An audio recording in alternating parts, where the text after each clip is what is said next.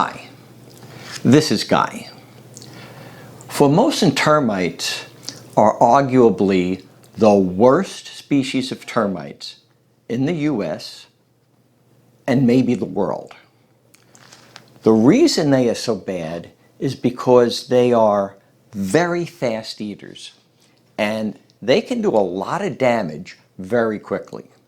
In fact, they are often called super termites.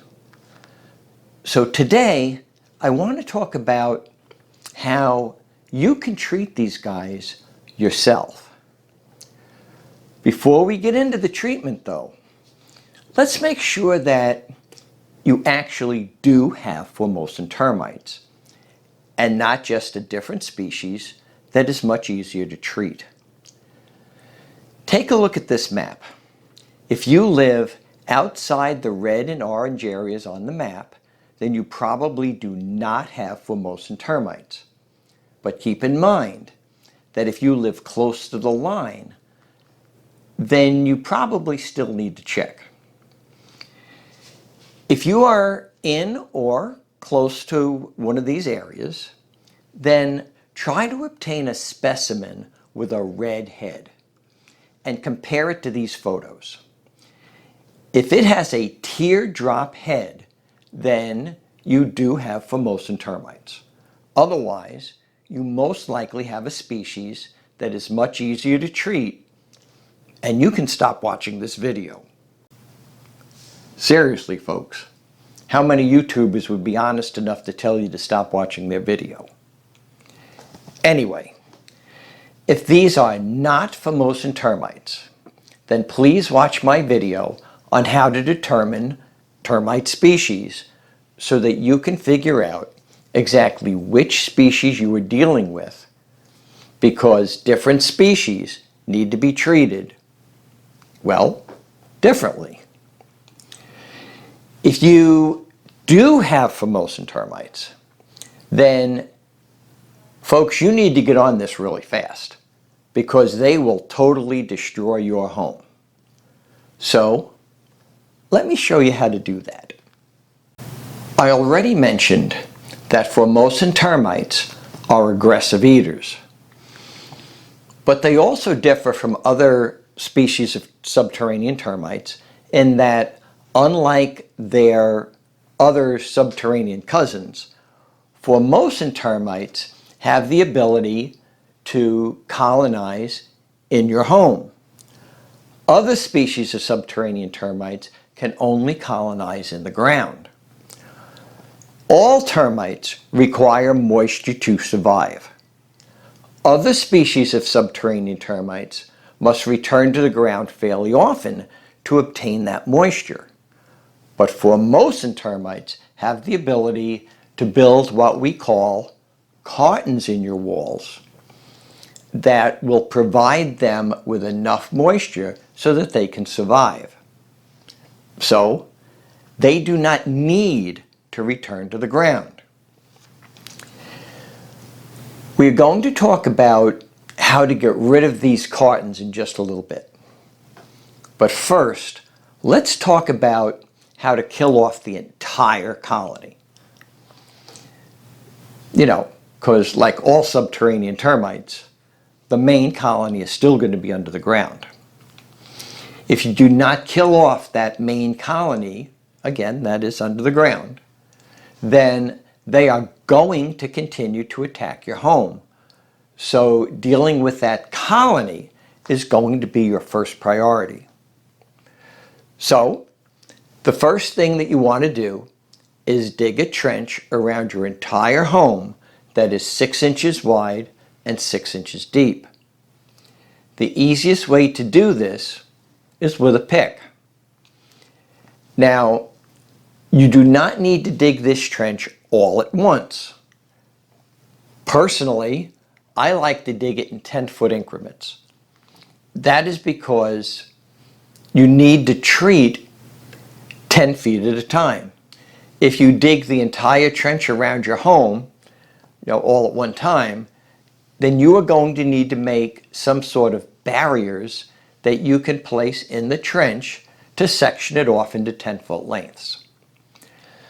The other problem with digging the entire trench at one time is that if you don't get the entire job finished in one day, then it may rain and that may collapse parts of the trench and you're going to have to dig it out again. By digging it in 10-foot sections, you can stop anytime you want and then begin again when you have the time. Don't wait too long though, because the termites are not going to stop eating. So it's okay to take a break, but trust me, the termites are not going to take a break.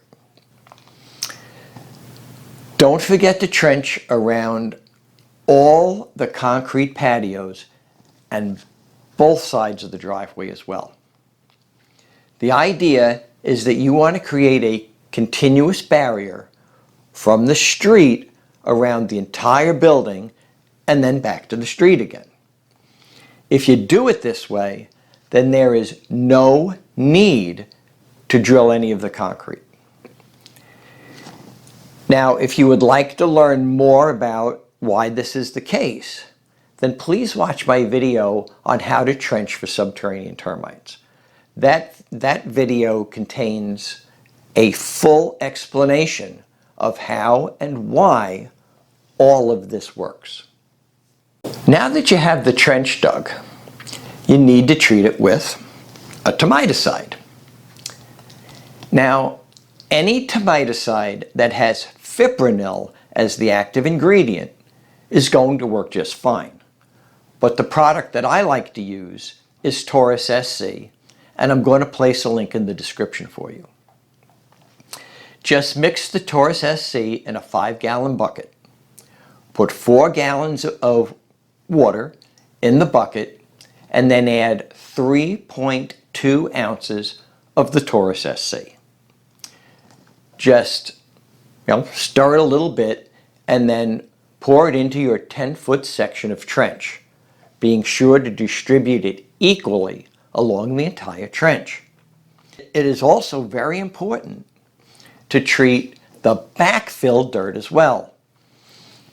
To do this, push about 3 inches of the backfill dirt into the trench and then soak it with the same mixture of Taurus SC that you poured into the trench. To do this, you can use a regular, garden sprayer that you can get at Home Depot or Lowe's or any place like that, or you could simply use a watering can. Next, fill the trench in all the way and soak it again with that same mixture of Taurus SC. Now let's talk about crawl spaces. Inspect under your crawl space and look to see if you have any mud tubes coming up from the ground.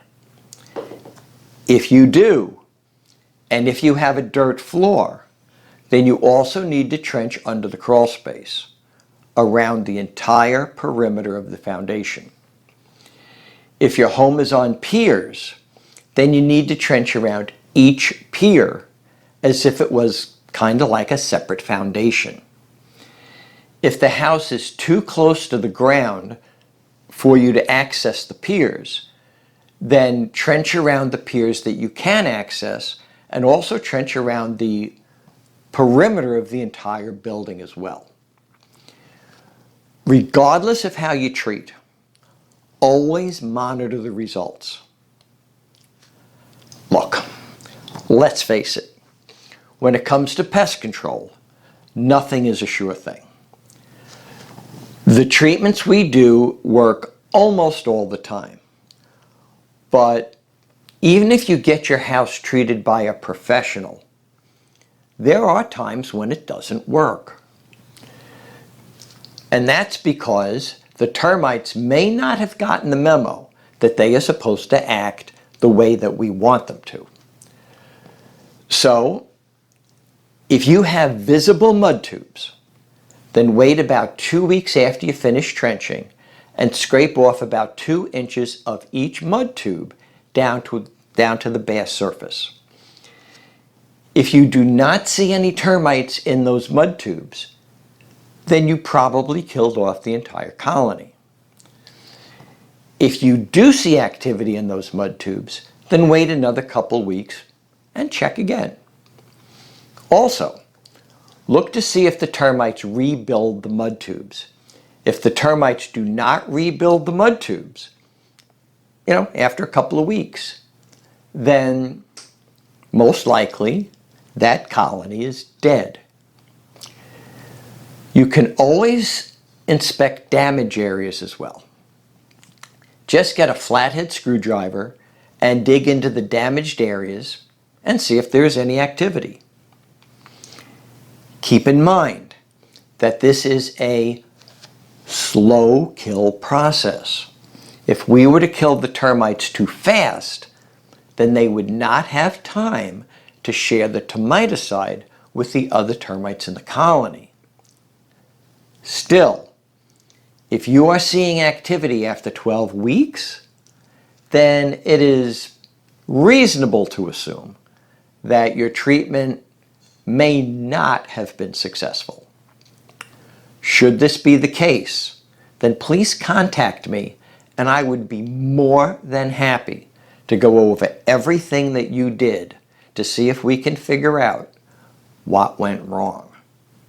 Finally, you can give any termite treatment a bit of a kick by treating the mud tubes and the infested areas. Not only will this speed up the process, but it will also come pretty close to guaranteeing that you're going to be successful. So if you have visible mud tubes, then simply scrape off about a 2-inch section of all the mud tubes with something like a putty knife and scrape it down to the bare surface. Then get yourself a can of fipronil foam and shoot it into each direction of the broken mud tubes for a couple of seconds. And then shoot some on the bare surface as well. The termites are going to rebuild the mud tubes and then carry the termiticide back to the colony and share it with the other termites, much the same way as they would with the barrier that you place around your house. If you have an area that is visibly damaged by termites, then you can actually poison their food source. Again, you are going to want to use that same fipronil foam. To do this, just drill holes about 4 inches apart along the entire damaged areas. And you want the holes to be just wide enough for the applicator tip to enter the holes. You want to drill those holes about halfway through the wood in question. So for example, if you are drilling into a wall stud, then you want to drill that hole about 2 inches deep. But if you are treating something like molding or baseboards or something like that, then you only want to drill the hole maybe 1/8 of an inch to 3/16 of an inch deep. The idea is that you do not want the hole to go all the way through the wood. Next, shoot the foam into each hole for about 5 seconds or until the foam is either coming back out at you or coming out the other holes that you drilled. You should have foam either going into or coming out of every hole. Now I recommend that you do not replace the damaged wood until after the infestation is gone. Leaving the infested wood in place gives you a perfect opportunity to poison their food source. Remember, the termites are not only going to eat the poisoned wood, but they are also going to bring it back to the colony and share that food with the other termites. So not only will they be carrying the termiticide back to the colony, but they will actually be carrying poisoned food with them as well. Now the foam is not very expensive, so this is a really good idea if you want to get rid of your termites just as quickly as possible. I will place a link in the description for the foam that I like to use. Okay, you may recall at the beginning of this video that I told you that Formosan termites have the ability to colonize in your house by creating cartons in your walls. Well, if you do not find and remove these cartons, then the termites are going to go on eating your house. So the very first thing you want to do is go around the house and look at all the drywall to see if there are any areas that are discolored, damp to the touch, or even places where the paint might be sagging. These are all good places to start looking for cartons. Just to be clear though, you may have cartons in the wall, but it is also possible that you do not see any evidence of it. Therefore, I recommend that you buy a moisture meter and check all the walls to see if you can get an elevated reading in any of the areas. I purchased this one from Amazon for about $35. When you go looking for a moisture meter, you will notice that some of them have points on the end of them. I tend to stay away from these because they require that you push the points into the wall. Therefore, I prefer to use the ones without the points because it's easier and it's not going to cause any little dimples inside your wall or on the surface of the wall. If you see any signs that would suggest that a carton may be behind the wall, then you should check it out with a bore scope to make sure that this is, well, actually a carton. I purchased this one from Amazon for about $40. I recommend that you do not use one of the bore scopes that will connect to your cell phone. The problem with them is that they do not provide enough light inside the wall to see what you're looking at. You always want to buy one that comes with a built-in screen for viewing. Okay, let me give you a demonstration on how to do this. I built this mock-up of a wall to show you what the inside of a wall looks like. All it is really is a couple of studs that run vertically up the wall that are covered with a sheet of drywall, creating a void or hollow space where the termites can build one of these cartons. When we run the moisture meter down the wall, you will see that the reading doesn't change. It is a reading of 0 moisture because there is no moisture in the wall at all. So we can be pretty sure that there are no cartons in this void. Now, I don't happen to have an active termite carton that I can put in my mock-up wall. So I'm going to build my own carton out of, well, a carton. I will use some damp rags to simulate the moisture. When you look at this wall, you can see that there is no visible discoloration or any indication at all that there is a carton behind this wall. But when we check it out with the moisture meter, you can see that the reading starts out at 0, but it goes up significantly when I reach the simulated carton. Now, you may get a slight reading on some of your walls that are not cartons. But if you know as a fact that you have Formosan termites in your house, then you need to check.